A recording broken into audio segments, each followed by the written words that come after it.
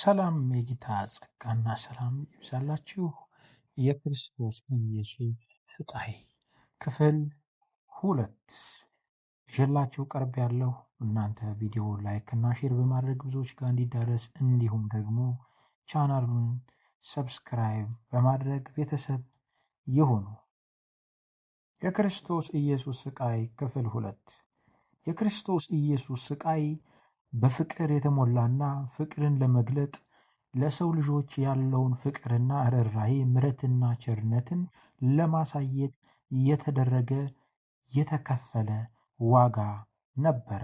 ቢሆንም ግን የክርስቶስ ኢየሱስ ስቃይና ሞት በትንሣኤ ተክሷል። ወደር በሌለው ስቃዩ ምክንያት እግዚአብሔር ኢየሱስን ከሞት አስነሳው። ይህም ከ3 ቀን በኋላ ተከናወነ። እሁድ በማለዳ በእኛ አቆጣጠር ማለት ነው ከሙታን ተለይቶ ተነሳ። ወደ ሰማይ ከማድረጉ በፊት ለ40 ቀናት ለበርካታ ጊዜ ለደቀ መዛሙርቱ ተገልጧል። ሐዋርያት ሥራ ምዕራፍ 1 ቁጥር 3 ጀምሮ ደቀ መዛሙርቱ የሆኑ ነገር ለማመን የዘገዩ ነበሩ። በቀላሉ የሚያምኑ ኋላ ቀሮች አልነበሩም። በተጨባጭ ነገር ብቻ የሚያምኑ ነበሩ። ሰዎች ከሞት እንደማይነሱ ያውቃሉ። አንድ ጊዜ መንፈስ አለመሆኑን ሊያረጋግጥላቸው አሳ ለመብላት ኢየሱስ ክርስቶስ ጠየቃቸው። ሉቃስ ወንጌል ምዕራፍ 4 ከቁጥር 39 እስከ 43። ይህ የበድን ትንሣኤ አይደለም። የቀደመችው ቤተ ክርስቲያን የሰማይና የምድር ጌታ ብለዋለች። እንዲህ ነው ያሉት፣ የኃጢአት መስዋዕት ካስገኘ በኋላ በሰማያት በግርማው ቀኝ ተቀመጠ። ዕብራውያን መጽሐፍ ምዕራፍ 1 ቁጥር 3። ኢየሱስ እግዚአብሔር የሰጠውን ሥራ ፈጽሟል። ትንሣኤው እግዚአብሔር የረካ ለመሆኑ ማረጋገጫ ነው። ዛሬ በእያንዳንዳችን እጅ ላይ የሚገኘው ይህ መጽሐፍ ወይም መጽሐፍ ቅዱስ የእግዚአብሔር ፈቃድ ወይም ደግሞ የኢየሱስ ክርስቶስን ስቃይ ለዓለም ያከናወነውን ነገር የሚገልጥና የሚያስረዳ ነው። መከራ የክርስቶስ ስቃይ ታሪክ በአይሁዳውያን ላይ ጸረ ሴማዊነትና በሙስሊሞች ላይ ደግሞ የመስቀል ጦርነት መውለዱ የሚያሳዝን ነው። እኛ ክርስቲያኖች በክርስቶስ መንፈስ ባልተመላለሱ በርካታ አባቶቻችን ድርጊት እናፍራለን። የዚህ መቅሰፍት ምልክት በእኛ ነፍስ ውስጥ መኖሩ የሚያጠራጥር አይደለም። ነገር ግን ከምዕራባውያን ባህል በእጅጉ የተለየውና በብዙ አብያተ ክርስቲያናት የማይገኘው እውነተኛው ክርስትና ሃይማኖትን በኃይል የማስፋፋት ድርጊትን ይቃወማል። ኢየሱስ መንግስቴ ከዚህ ዓለም አይደለም ብሏል። ቢሆንም ኑሮ አይሁድ እንዳይዙኝ ሎሌዎች በተከላከሉ ነበረ በማለት ዮሐንስ ወንጌል ምዕራፍ 18 ቁጥር 36 ላይ ገልጿል።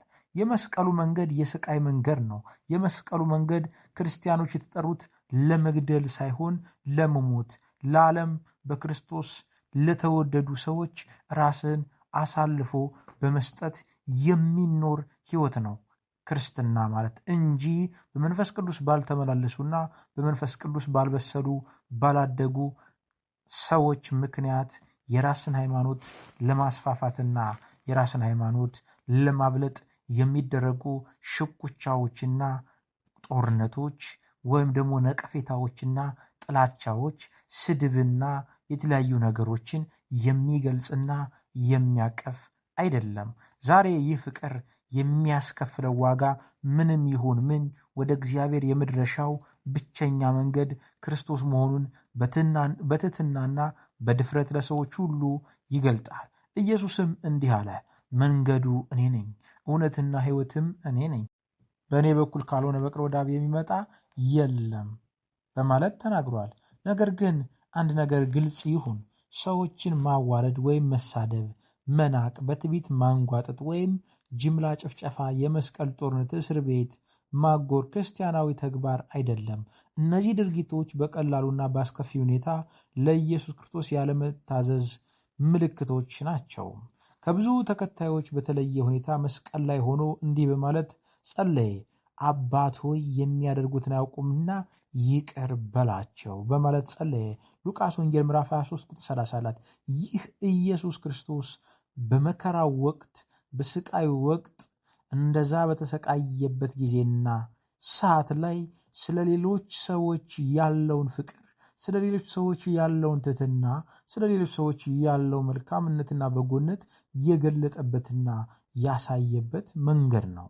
የኢየሱስ ክርስቶስ ስቃይ በታሪክ ውስጥ እጅግ ዋና ሁኔታ ነው። በተጨማሪም በ21ኛው ክፍለ ዘመን እጅግ አደገኛ ፖለቲካዊና ግላዊ ጉዳይ ነው። የክርስቶስ መስቀል መካድ ጅምላ ጭፍጨፋውን መካድ ነው። ለአንዳንዶች በቀላሉ ለማመን የሚዘገንን ነው። ለሌሎች ደግሞ የሃይማኖታዊ ድጋፍ ጫና ለመፍጠር የተቀነባበረ ሴራ ነው። እነዚህ ከሃዲዎች በታሪካዊ የህልም ዓለም ይኖራሉ። ኢየሱስ ክርስቶስ ሊነገር በማይችል ሁኔታ ተሰቃይቶ ሞቷል። አይሁዳውያንም እንዲሁ ክርስቶስ የተሰቃየበትን፣ የሞተበትን፣ የተዋረደበትና ዝቅ ያለበትን ምክንያቶች ብንፈልግና ብንመለከት ከ50 ያላነሱ ምክንያቶችን ማግኘት እንችላለን። አንደኛው ኢየሱስ ክርስቶስ የተሰቃየበት፣ የተንከራተተበት፣ የደም ላብ ያላበበት፣ ወዙ ጠብ ጠብ እስኪል ድረስ ቢቻለስ ይህች ጽዋ ከኔ ትለፍ፣ ነገር ግን አንተ የምትወደው ይሁን ያለበት ያ ኤሎሄ ኤሎሄ ላማ ሰበቅታኒ አምላኬ አምላኬ ስለምን ተውከኝ ብሎ እስኪ ጨው ድረስ ያደረሰበት ያ መከራ፣ ያ ስቃይ፣ ያ ሞት አንደኛው የእግዚአብሔርን ቁጣ ለማብረድ ነበረ። እንደዚህ ይለናል መጽሐፍ ቅዱስ፣ በእንጨት ላይ የሚሰቅል ሁሉ የተረገመ ነው ተብሎ ስለተጻፈ ክርስቶስ ስለኛ እርግማን ሆኖ ከሕግ እርግማን ዋጅቶናል። ገላትያ መጽሐፍ ምዕራፍ 3 ቁጥር 13። እንደዚሁም ደግሞ ሮሜ 3:25 ደሙን በሆነ እምነት እግዚአብሔር የማስተሰሪያ መስዋዕት አድርጎ አቅርቦታል።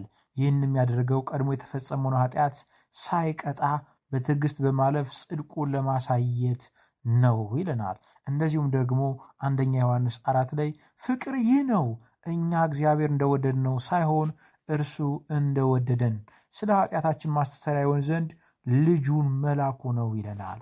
ፍቅር ትህትና ነው። ፍቅር የዋህነት ነው። እግዚአብሔር ቁጣውን በፍቅር ገለጠ። ለሰው ልጅ ላይ የነበረውን ቁጣ ፍቅርን በማውረድ ፍቅር የሆነውን ልጁን ኢየሱስ ክርስቶስን ለስቃይና ለሞት ለመከራ አሳልፎ በመስጠት ነበር የገለጠው። እግዚአብሔር ጻድቅ ባይሆን ኖሮ የልጁ መሰቃየትና መሞት አያስፈልግም ነበረ። እግዚአብሔር አፍቃሪ ባይሆን ኖሮ ልጁ እንዲሰቃይና እንዲሞት አይፈቅድም ነበር። ነገር ግን እግዚአብሔር አፍቃሪም ጻድቅም ነው። ስለዚህ ለኛ ያለው ፍቅር እርሱ ጽድቅ የሚፈልገውን ነገር ለማሟላት ፈቃደኛ ነው። የእግዚአብሔር ሕግ አምላክን እግዚአብሔር በፍጹም ልብህ፣ በፍጹም ነፍስህ፣ በፍጹም ኃይልህ ውደድ ዘዳግም 6 ቁጥር 5 በማለት አዞናል። እኛ ሁላችን ግን ሌሎች ነገሮች ይበልጥ ወደናል። ኃጢአት ማለት ከእርሱ ይልቅ ሌሎች ነገሮችን መምረጥ፣ እግዚአብሔርን አለማክበር፣ ምርጫዎቹን መፈጸም ወይም ደግሞ በስጋ ፈቃዳችን መመላለስ ስለሆነ መጽሐፍ ቅዱስ እንዲህ ይላል፣ ሁሉ ኃጢአት ሰርተዋል የእግዚአብሔር ክብርም ጎድሏቸዋል በማለት ይነግረናል። ሮሜ 3:23። ስለዚህ ሰዎች የጎደላቸው የእግዚአብሔር ክብር ነበረ። ያን የጎደላቸውን የእግዚአብሔር ክብር እግዚአብሔር በፍቅሩ በምሕረቱ በክርስቶስ ኢየሱስ ሰጣቸው። ይበልጥ የሚያስደስት ነገር እናከብረዋለን። ያ የምናከብረው ነገር እግዚአብሔር አይደለም። እኛ የምናከብረው ነገር እኛ በስጋችን ሊያስደስተን የሚችለውን ነገር ነው። ለዚህ ነው ጳውሎስም ሲናገር ከእግዚአብሔር ይልቅ ተድላን የሚወዱ ይሆናሉ የሚለን። ስለዚህ ኃጢአት በዝቅተኛ ባለስልጣን ላይ የሚፈጸም ስላልሆነ ትንሽ አይደለም። የአንድ ስድብ ከባድነት በተሳዳቢ ስልጣን መሰረት ከፍና ዝቅ ይላል። የዓለማት ፈጣሪ የሆነው እግዚአብሔር ፍጹም ክብር፣ አድናቆት፣ ታማኝነት ከሁሉ በላይ ይገባዋል። ስለዚህ እርሱን አለመውደድ ቀላል ነገር አይደለም፣ ካዲነት ነው። የእግዚአብሔርን ስም ያጎድፋል፣ የሰውንም ደስታ ያጠፋል። እግዚአብሔር ጻድቅ ስለሆነ እነዚህን ወንጀለኞች አይደብቃቸውም። በወንጀሎቹ ላይ ቅዱስ ቁጣውን ይገልጣል። ቅጣት ይገባቸዋል። ቅጣቱም ግልጽ አድርጎልናል። የኃጢአት ደሞዝ ሞት ነው። ሮሜ 6 ቁጥር 23። ኃጢአት የምትሰራ ነፍስ እርሷ ትሞታለች። ሕዝቅኤል ምዕራፍ 18 ቁጥር 4። በኃጢአት ሁሉ ላይ ቅዱስ እርግማን ያንጃብባል። በመሆኑም አለመቅጣት ፍትሐዊነት አይሆንም። እግዚአብሔር ማቃለያ የተፈቀደ ይሆናል። ውሸት በእውነት መካከል ይነግሳል። ስለዚህም እግዚአብሔር እንዲህ ይላል፣ በሕግ መጽሐፍ የተጻፈ ሁሉ የማያደርገውም የተረገመ ነው። ዘዳግም 27 ቁጥር 26። የእግዚአብሔር ፍቅር ግን በኃጢአተኞች ሰብአዊ ፍጡራን ላይ ካንጃበበ እርግማን ጋር አይገናኝም። ድርጊቱ የቱንም ያህል ቅዱስ ቢሆን እርግማንን በማሳየት አይረካም። በመሆኑም የእርሱ ቁጣ እንዲቀበል በእርሱ የሚያምኑትን ወክሎ እርግማኑን እንዲሸከም እግዚአብሔር የገዛ ልጁን ላከ። ክርስቶስ ስለኛ እርግማን ሆኖ ከሕግ እርግማን ዋጅቶናል። ገላትያ 3:13።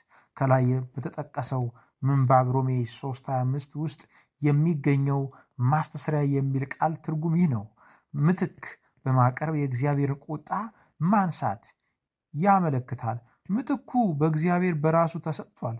ምትኩ የሆነው ኢየሱስ ክርስቶስ የእግዚአብሔር ቁጣ ማስቀረት ብቻ ሳይሆን ወደ ራሱ በመቀበል አቅጣጫውን ከኛ ወደ ራሱ ያዞረዋል። የእግዚአብሔር መቆጣት ትክክል ነው፣ ግን መወገድ ብቻ ሳይሆን ሙሉ በሙሉ በኢየሱስ ላይ ተፈጽሟል። እግዚአብሔርን አቃለን አንመልክተው፣ ፍቅሩንም እንደማይረባ ነገር አንቁጠረው።